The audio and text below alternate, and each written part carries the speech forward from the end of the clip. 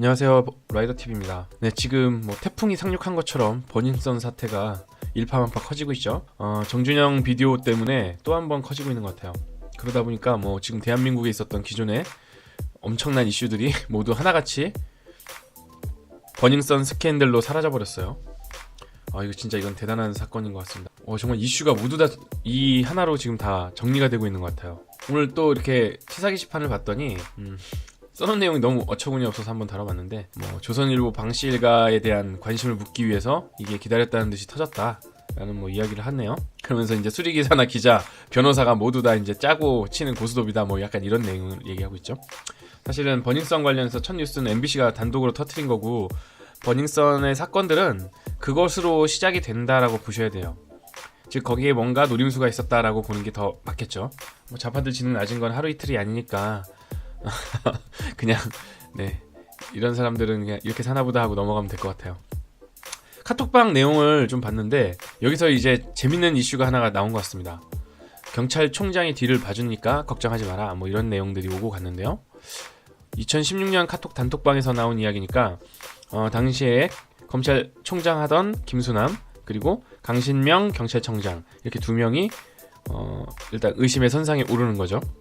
굉장히 고위직들이잖아요. 지금까지 웬만한 그 연예인 또는 이런 관련 찌질한 사회 뉴스에서 비리로 연루된 그 등급이 이렇게 높은 적이 그렇게 보기 쉽지 않았던 것 같은데, 아무튼 경찰청장 또는 검찰총장이 그 물망에 올라 있는 상태입니다. 강신명 전 경찰청장의 경우에는 바로 부인을 했습니다. 근데 부인한 내용도 사실 보면 승리를 모른다라는 내용이라서 좀 애매함이 있어요. 승리가 직접 청탁을 했거나 그랬겠냐마는 카톡 내용에서 계속해서 등장하는 특정 인물들이 있는데 그 사람들이 고위직과 연루된 것이 아닌가, 그리고 승리는 그에 관련된 내용을 주워 들은 게 있기 때문에 그런 이야기들을 하는 게 아닌지, 그런 의심도 한번 갑니다.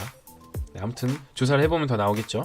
그리고 이 버닝썬 관련 카톡 그 영상 내용들을 권익위에 처음 제보했던 방정현 변호사죠. 승리 정준영의 카톡방에서는 강남 서장보다 높은 경찰 고위직 유착 정황이 포착이 되었다. 경찰 서장보다 높은 경찰 고위직이면 지방청장 또는 경찰청장밖에 없어요.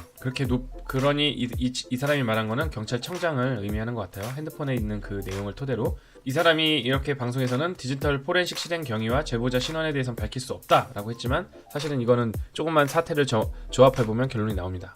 2016년 정준영 몰카 사건이 있었을 때 핸드폰을 압수수색을 했고 관련해서 디지털 포렌식 작업을 거친 것으로 지금 확인이 되었어요. 근데 당시에는 무혐의로 결과가 나왔습니다. 검찰에 넘어갔을 때 특별히 그 몰래카메라를 찍은 것으로 유추해볼 만한 자료가 없다라는 형태로 내용이 무혐의로 종결 처리되었죠.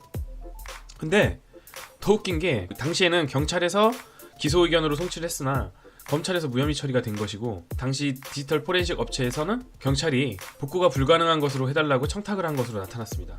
물론 이 사람이 그 내용을 복원을 해서 백업을 해두었다가 이번에 터트린 게 아닐까, 그렇게 생각이 들어요.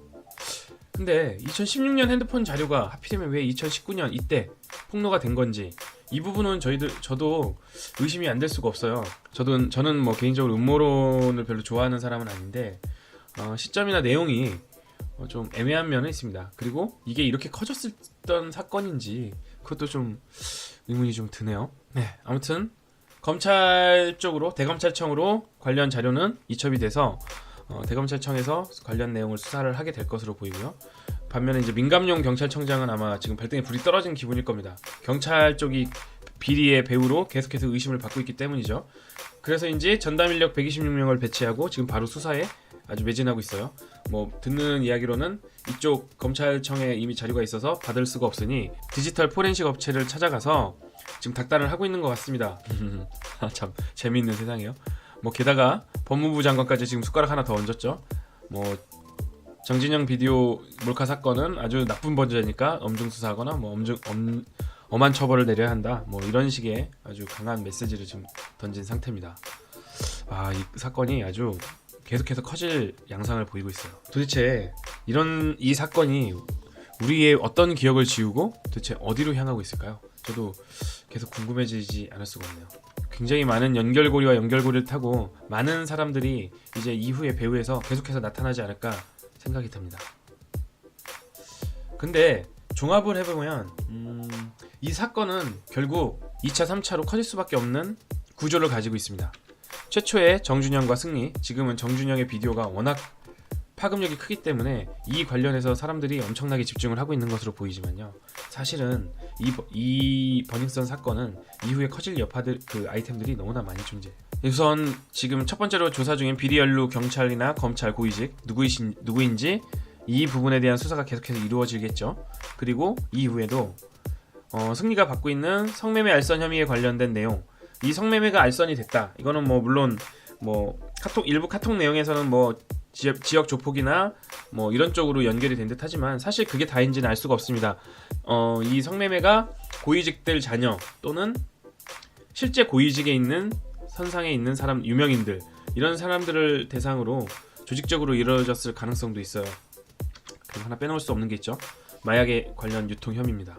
이 부분도 지금 수사가 계속 돼야 될 부분들인데 마찬가지예요. 주로 고위직의 자제들, 아마 승리와 어울렸을 것으로 추측이 되는 그런 사람들의 추문, 이런 것들로 발전할 가능성이 있습니다. 또 알겠나요? 우리가 알 수 없는 그 누군가가, 굉장히 높은 지위에 있는 어떤 누군가가 이 연결고리 안에 배후에 있을 수도 있어요. 이 사건이 얼마나 커지게 될지는 정말 알 수가 없습니다. 그래서 제가 단순히 연예인들 일탈 사건으로 볼 수 없는, 분명히 뒤에 엄청난 큰 여파가 있을 것으로 생각이 되는 거예요. 네. 공교롭게도 이 버닝썬 사건을 처음 제보했던 경찰, 그 버닝썬에서 폭행을 당해서 경찰에 신고했다가 공권력에 오히려 무시를 당했던 그 사람입니다. 김상교 씨죠. 이 사람이 근데 재밌더라고요. 정준영 씨의 뮤직비디오 미술 감독을 맡았던 이력이 있어요. 굉장히 재밌는 일이 아닐 수 없습니다. 세상 일은 돌고 돈다고 우리의 적이 가장 가까운 곳에 있을지도 모른다는 어떤 교훈이 되기도 하는 것 같아요.